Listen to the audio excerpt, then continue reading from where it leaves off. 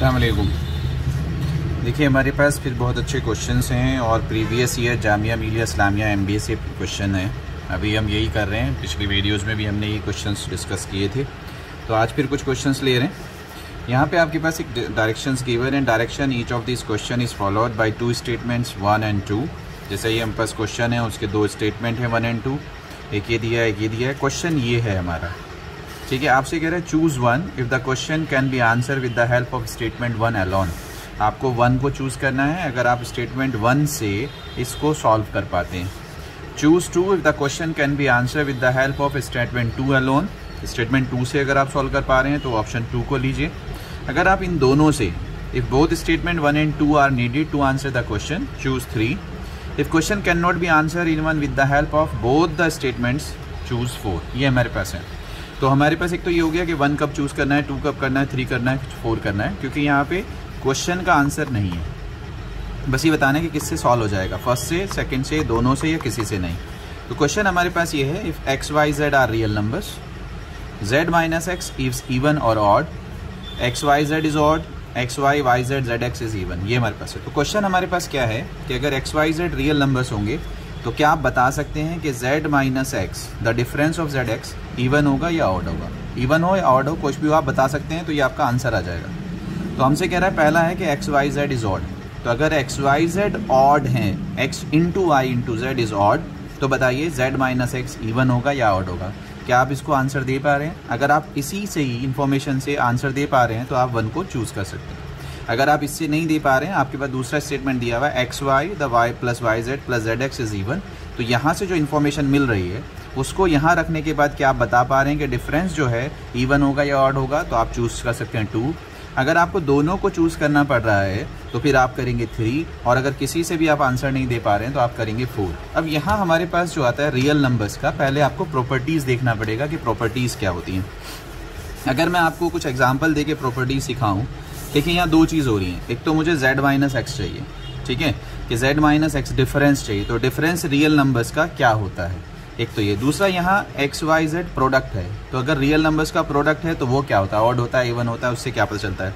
यहाँ सम भी दिया हुआ है, लेकिन दो का प्रोडक्ट है, x, y प्रोडक्ट, फिर y, z प्रोडक्ट, फिर z, x प्रोडक्ट। तो ये तो मैं थोड़ा सा आपको बताने की कोशिश करता हूँ डिफरेंस का क्या होता है और हमारे पास प्रोडक्ट का क्या होता है, उससे आपका आंसर आ जाएगा। देखिए अगर हमारे पास 2 नंबर हैं, ये हमारे पास एक है 2 और एक हम ले लेते हैं 4, ये भी हमारे पास इवन है और ये भी हमारे पास इवन है। अगर हम इवन को इवन से मल्टीप्लाई करें तो ध्यान रखना हमेशा इवन आएगा, ये हमारे पास। तो हमारे पास क्या है कि even into even is even. देखिए ज़रा ध्यान से देखिए, अगर हमारे पास ऑड है, हम ले लेते हैं 3 और हम ले लेते हैं 5, तो ये हमारे पास आएगा 15। Odd into odd is 50। दूसरी चीज़ ये ध्यान रखिए कि अगर इवन इंटू ऑड हो जाए या ऑड इंटू इवन हो जाए तो वो हमेशा इवन हो जाए। मान लीजिए 2 5 जा 10, एक आपने इवन लिया एक आपने ऑड लिया, तो इवन आएगा आंसर हमेशा 10। तो पहली बात तो ध्यान से रखिए कि अगर प्रोडक्ट में सारे इवन हैं तब भी इवन आएगा, और अगर प्रोडक्ट में एक भी इवन है तो भी इवन आएगा। प्रोडक्ट जो है ऑड तभी हो सकता है जब सारे ऑड हों। पहली चीज़ तो ये यूज़ करेंगे, हमारे पास स्टेटमेंट है। दूसरा ध्यान से देख लीजिए, अगर आप माइनस दिया हुआ है तो मैं माइनस का ही बता दूँ, अगर आप इवन में से इवन को ही माइनस कर रहे हैं तो हमेशा इवन आएगा। कोई से भी 2 इवन ले लीजिए, और अगर आप ऑड में से ऑड माइनस कर रहे हैं तो भी इवन आएगा।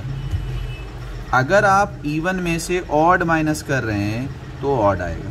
तो हमारे पास क्या है, हमारे पास ये है, मतलब even minus even is even, odd minus odd is even. इतने से ही हम काम चला लेंगे। हमारे पास क्या था, हमसे कह रहा था x, y, z are real numbers, ये हमसे कह रहा है x, y, z are real numbers, ये हमसे कह रहा है z माइनस एक्स बताओ कि इवन है या ऑड है, और दिया हुआ कुछ भी बता दो बस आपके इवन है ऑड है। पहला स्टेटमेंट आपको दिया हुआ है कि x, y, z is odd, multiply हो रहा है। अब आप मुझे बताइए x into y into z odd है, अगर इसमें से कोई सा भी नंबर इवन होता तो ये ऑड नहीं होता, ये आपका जो है इवन हो जाता। तो इसका मतलब क्या है, इससे आपको मालूम हो गया कि x y और z सारे के सारे ऑड हैं। अगर सारे के सारे ऑड हैं और आप ऑड में से ऑड को माइनस कर रहे हो तो रिजल्ट क्या आएगा? इवन आएगा। अभी बताया ना आपको कि odd minus odd is even. तो पहले ही स्टेटमेंट से आपको आंसर मिल जाएगा कि अगर हमें ये दिया हुआ है कि एक्स वाई जेड ऑड हैं तो x y z all are odd and their difference will be even. तो आपको पहले ही स्टेटमेंट से आपको आंसर मिल जाएगा। तो आपका ऑप्शन होगा 1। ये मतलब उम्मीद करता हूँ समझ में आया होगा।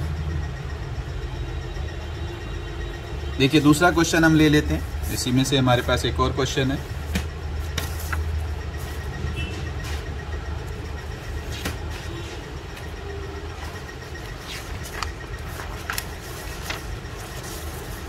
चलिए एक क्वेश्चन और डिस्कस कर लेते हैं आपसे।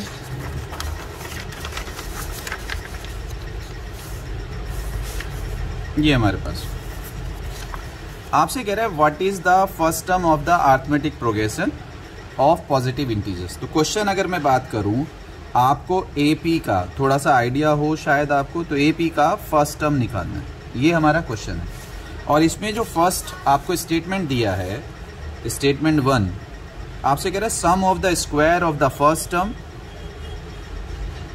And second term. एपी का अगर आपको आइडिया हो, sum of the squares of first and second term is 116। ध्यान से देख लीजिए, उसने कहा है कि these are positive integers, positive integer. तो ये हमारे पास पहला स्टेटमेंट है। क्या इस पहले स्टेटमेंट से आप फर्स्ट टर्म निकाल सकते हैं? अगर पहले स्टेटमेंट से फर्स्ट टर्म निकाल सकते हैं तो आपका ऑप्शन 1 हो जाएगा।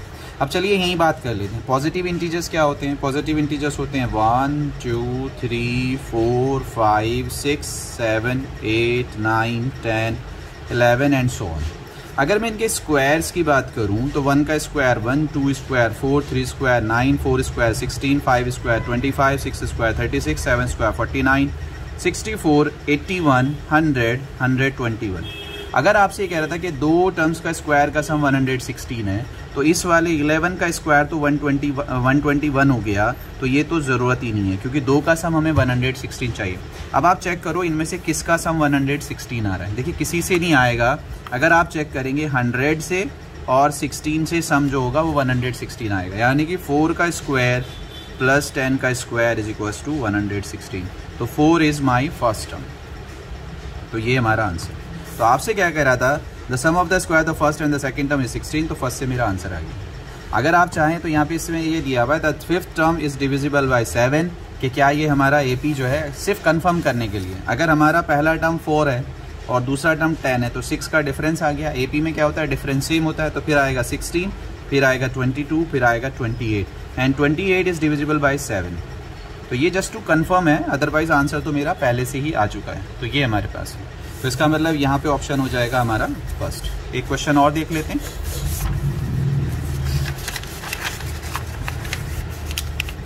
अच्छा क्वेश्चन है। आपसे क्या कह रहा है कि what is the number x. तो क्वेश्चन हमारा हो गया कि हमें एक्स निकालना है। इसमें यहाँ पे भी हमारे पास दो स्टेटमेंट दिए हुए हैं।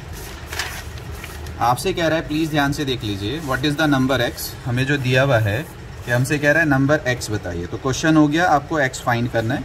What is the first statement, LCM of x and 18 is 36।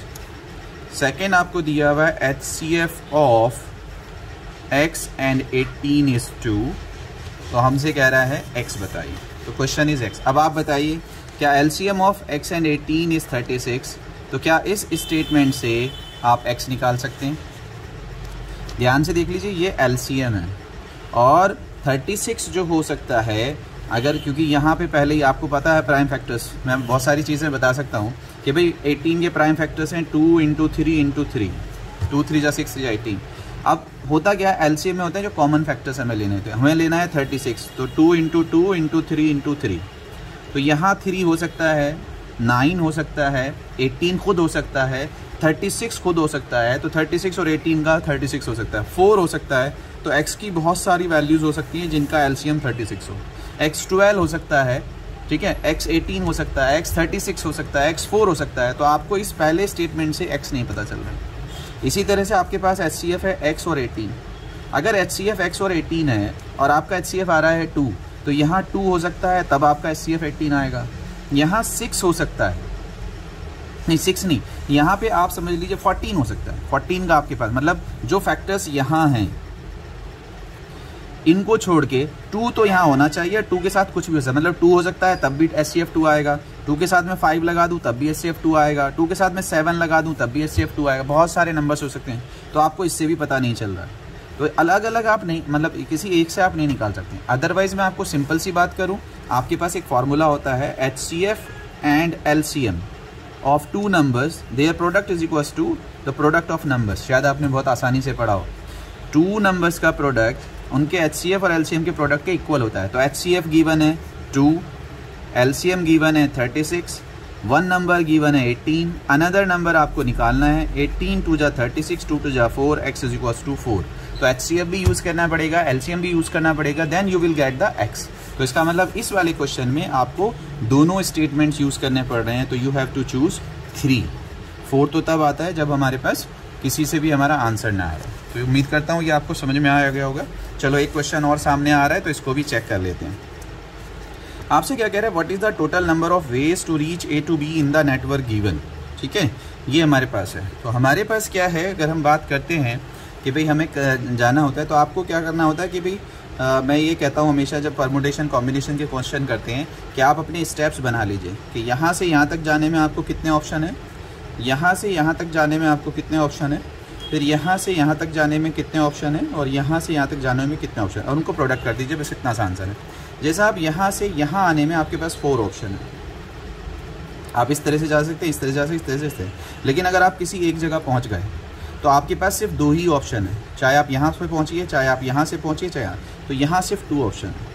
इसी तरह से जब आप यहाँ पहुँच जाएंगे तब भी आपके पास 2 ही ऑप्शन है, तो यहाँ भी 2 ऑप्शन है, और यहाँ पहुँचने के बाद सिर्फ 1 ही ऑप्शन है। तो आपके पास इनको मल्टीप्लाई करना है। तो 4 × 2 8, 8 2 जा 16, 16 1 जा 16, तो ऑप्शन हो जाएगा 16। एक तो तरीका ये हो सकता है।